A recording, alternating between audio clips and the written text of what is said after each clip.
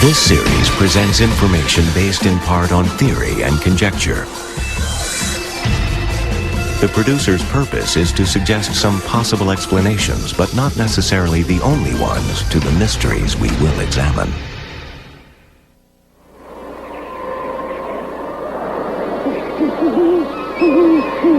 A sudden draft from a window that was supposed to have been closed. A chill at the back of the neck. Groans, creaks, and bumps in the night. Man has always been frightened by the dark, troubled by noises just beyond the reach of lights, occurrences just beyond the reach of understanding. A very dark, hooded, evil presence came from the hall. I didn't even have to see her distinctly. I just knew this is trouble, you know, and I'm going to do something about it. A ghostly apparition in the dark of night. What was it? And why did it come?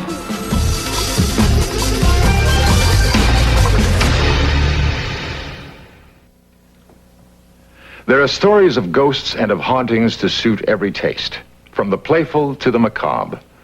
But those who have studied ghosts claim to have discerned patterns in their behavior, what might be set down as rules of the haunt. For example, a ghost might be thought of as the spirit of someone who died in emotional turmoil. Further, it seems the spirit remains close to the place associated with the turmoil. Finally, it appears that the ghost wanders in its restless limbo until relieved of whatever its burden is. The best way to learn more about ghosts is to consult a ghost hunter. Hans Holzer understands the rules of ghostly behavior perhaps better than anyone else. It is his business to investigate hauntings. Holzer is a doctor of parapsychology and has written dozens of books on ghosts. Over the years, I've developed some pretty foolproof methods to explore the phenomena scientifically. I've used highly sensitive cameras and even more sensitive people, psychics, to get information which will lead to the discovery of a ghost. But in all my years of ghost hunting, I have never been afraid. After all, a ghost is only a fellow human being in trouble. Holzer may not be frightened by ghosts, but most of the people who call on him for help are. Perhaps this is because it is all so strange, because people instinctively fear what they do not understand. Ghosts are the surviving emotional memories of people who've died tragically and cannot leave the spot of their passing. They keep reliving their final moments over and over again, like a phonograph needle stuck in the final groove. You see, ghosts are not aware that they're dead. Ichabod Crane and the Headless Horseman came to life in the home and the work of Washington Irving. Some who care for the author's retreat think Irving may still be around himself. Holzer was asked to find out. It looked the part of a haunted house, all right, but the more I looked for hard evidence of a ghost, the more doubtful I became. Holzer had to pin down what had actually occurred in the old house. Well, I thought it was rather unusual one day. Our former librarian was reading Irving's will in the basement, and all the interpreters were down there, and we suddenly heard a crash upstairs. We ran up. It sounded like someone had fallen down the steps, and when we got upstairs, there was an iron sitting in the middle of the laundry, fallen from the table. Ghosts have been known to do such things, but Holzer feels there must be a suitable motive. He talked to Joseph Butler, curator of the Irving Museum and Library. During your years here, have you ever heard of any legends alleging that ghosts or uncanny happenings abound here? Well, of course, Irving himself said that when he died, he was sure that he would return to haunt Sunnyside as a friendly ghost.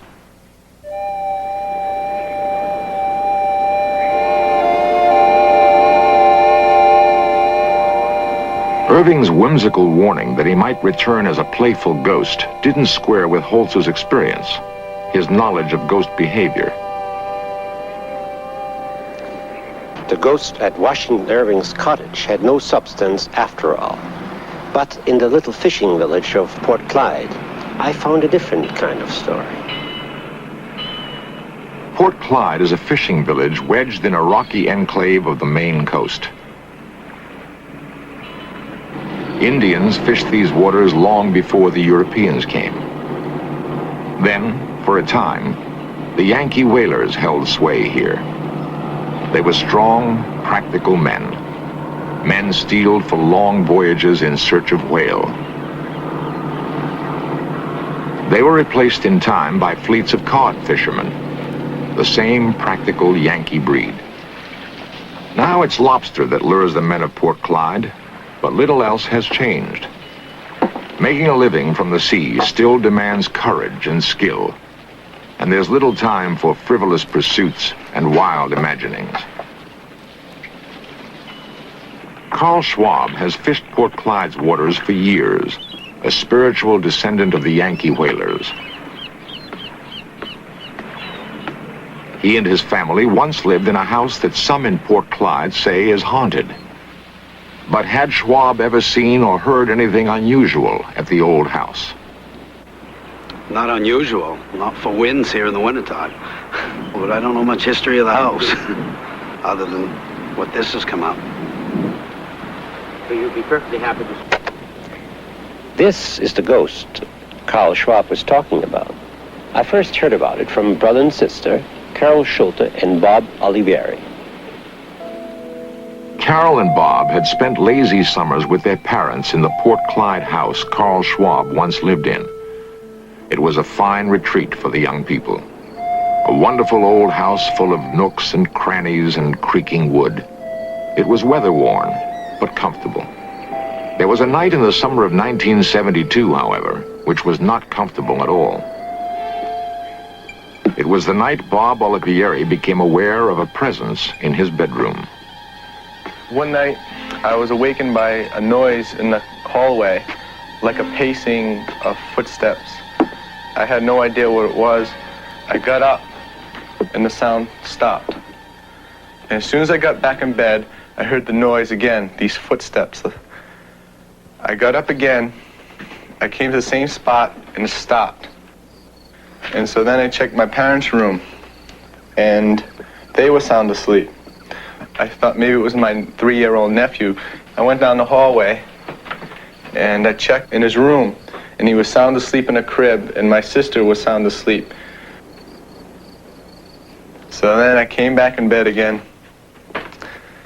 And while I was in bed, I got in bed, I heard the footsteps again. And they were coming up the hall, and they stopped. It seemed like it was at the edge of the hallway. And a few minutes later, I could feel something on my sheets, like a pressing, like someone pressing down.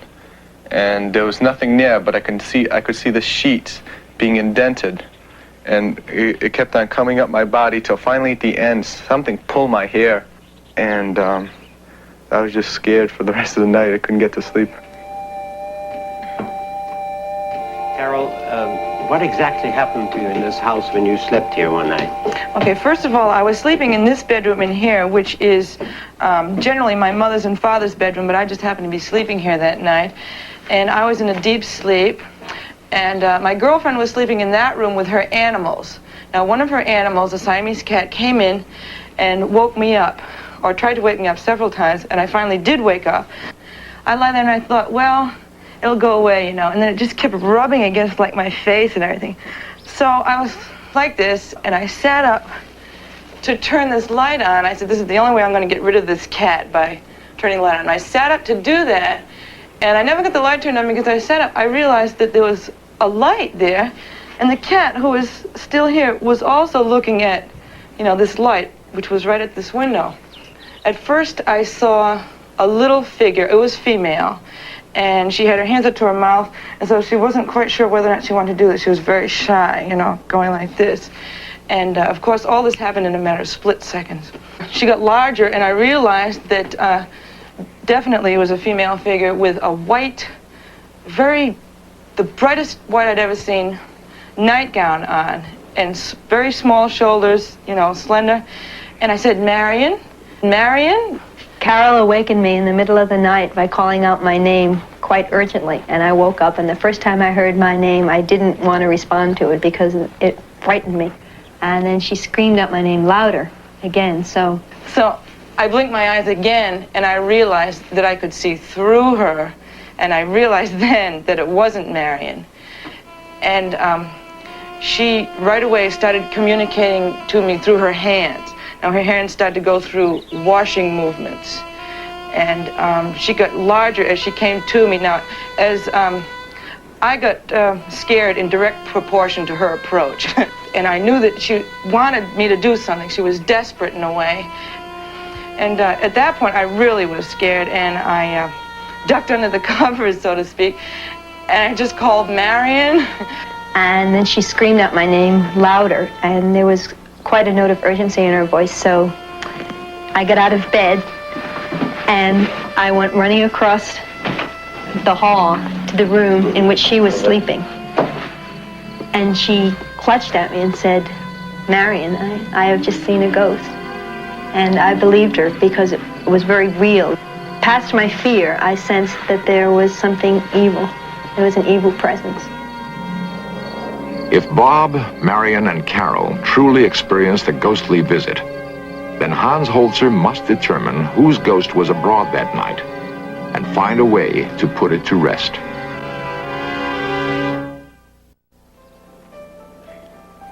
Hans Holzer is convinced there is merit to the eyewitness accounts of a haunting at Port Clyde. He has enlisted the help of psychic Ingrid Beckman for the next phase of his investigation.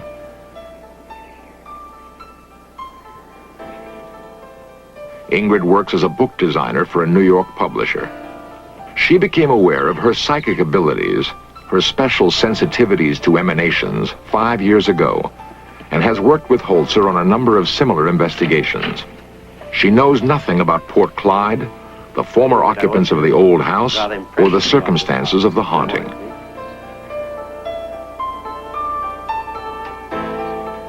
Hans, immediately I feel the presence of a woman. What about this room?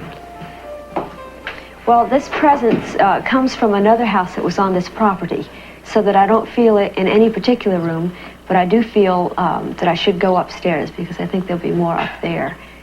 Hans depends on Ingrid's sensitivity to impressions of the past that may remain in the structure, and to any non-visible emanations she may detect.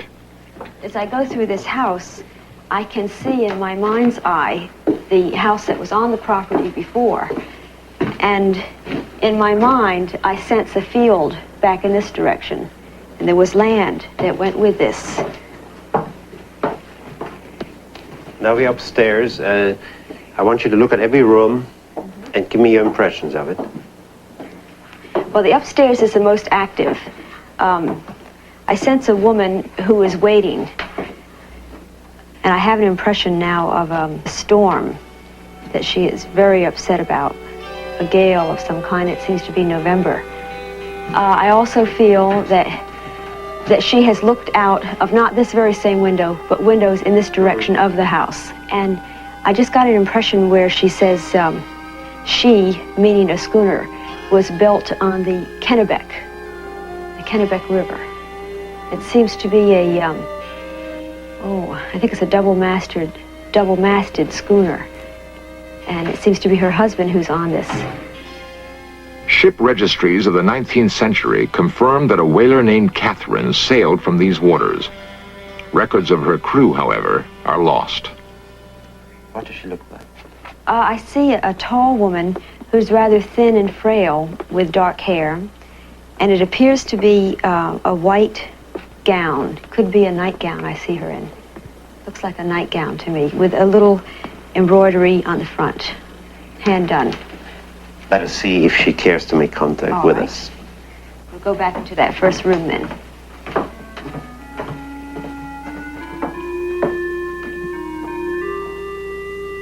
If the entity is present and wishes to talk to us, we've come as friends. She's very unhappy here, Hans. She says her family hails from England, I get her name is Margaret. Margaret what? Something like H or something of that sort. I'm not getting the whole name. What period are we in now? This is, now she says 1843. She's very unhappy because she wanted to settle in Kennebunk. She does not like it here. She doesn't like the responsibilities of the house. How did she get here? Her husband liked it in this fishing village. She was very unhappy about his choice. Now, is she here? She calls Kennebunk the city. That to her is a center. Why is she still here? She's left with all this responsibility. Her husband went on a ship. Her husband had a commission. What kind of a commission? On a whaling ship. What was the name of the ship? St. Catherine or St. Catherine's.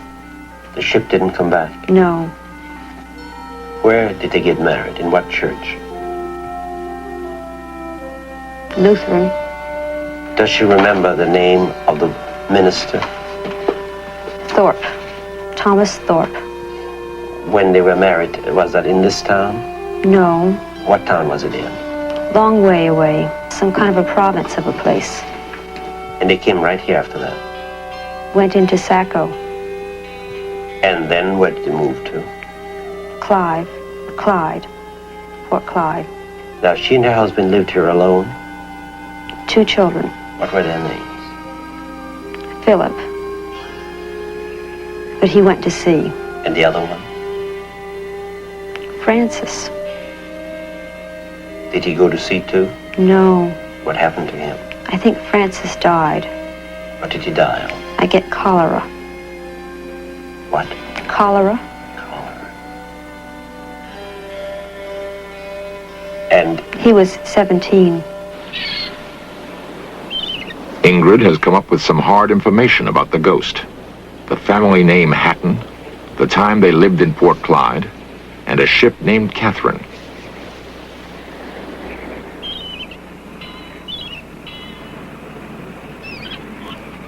Holzer would eventually seek out the town historian, Colonel Albert Smaley, for corroboration.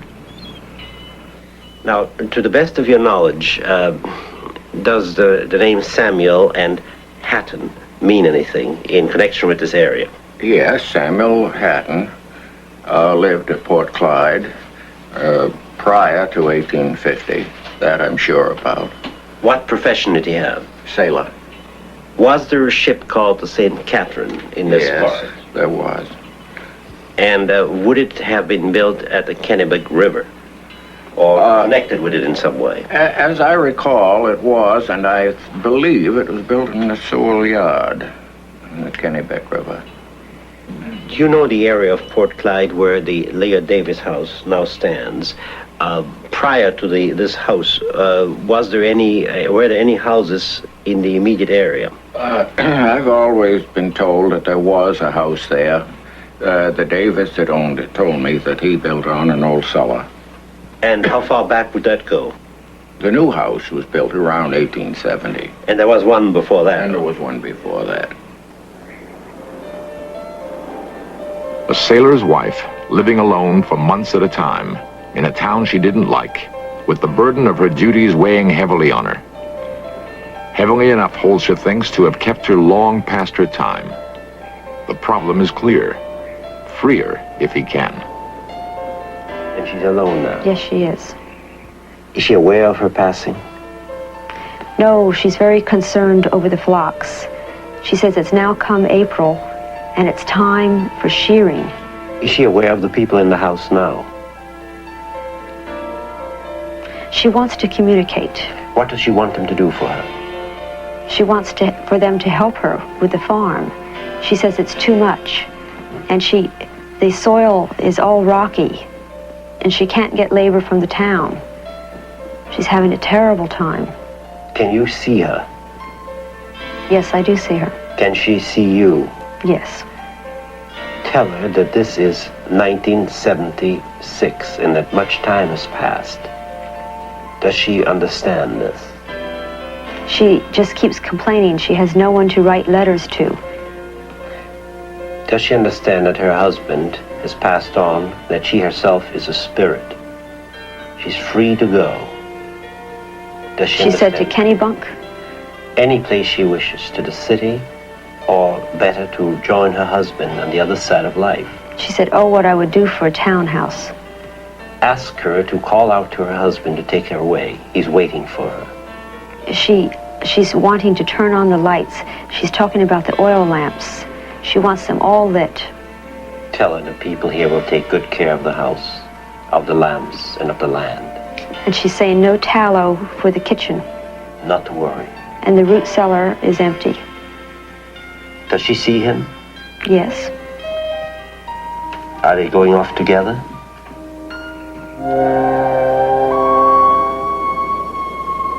Only time will tell if Hans Holzer was successful.